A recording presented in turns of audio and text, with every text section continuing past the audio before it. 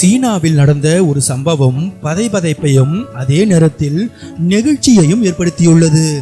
குளிரான நள்ளிரவு நேரத்தில் 3 வயதே ஆன ஆண் குழந்தை ஒன்று நடு ரோட்டில் தன்னந்தனியாக சுற்றி திரிந்த சம்பவம் தான் அது.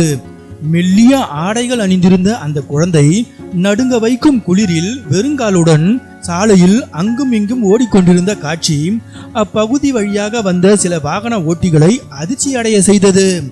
உள்ளூர் அறிக்கைகளின்படி ஃபுட் டெலிவரி ஏஜென்ட் ஒருவர் குழந்தை சாலையில் ஓடுவதை கவனித்து உடனடியாக தனது பைக்கை நிறுத்தி குழந்தையை அழைத்து அருகில் நிறுத்தி கொண்டார். குழந்தையின் பெற்றோர் எங்காவது தெரிகின்றனரா என சுற்றுமுற்றும் பார்த்த அவருக்கு யாரும் இல்லாததால் குழந்தையின் பாதுகாப்பு குறித்த கவலை ஏற்பட்டது. முதலில் குழந்தையை குளிர் இல்லாத ஒரு கதகதப்பான பகுதிக்கு அழைத்து செல்ல அவர் நினைத்த போது அவ்வழியாக வந்த கார் ஒன்று அவர்களுக்கு அருகே நின்றது.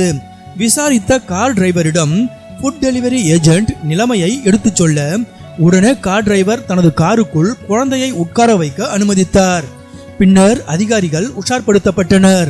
குழந்தையின் வீட்டை விரைவாக கண்டுபிடித்த போலீசாரின் விசாரணையில் குழந்தையின் தாய் வேலைக்கு செல்பவர் என்றும் தினமும் ஓவர் டைம் செய்து தாமதமாக வீடு திரும்புபவர் என்பதும் வழக்கமாக தாய் வீடு திரும்பும் வரை தூக்கத்தில் இருக்கும் குழந்தை அன்று திடீரென சீக்கிரமே எழுந்து தாயை காணாததால் பீதியடைந்து தாயை தேடி வெளியே ஓடி வந்து விட்டதும் தெரிய வந்தது.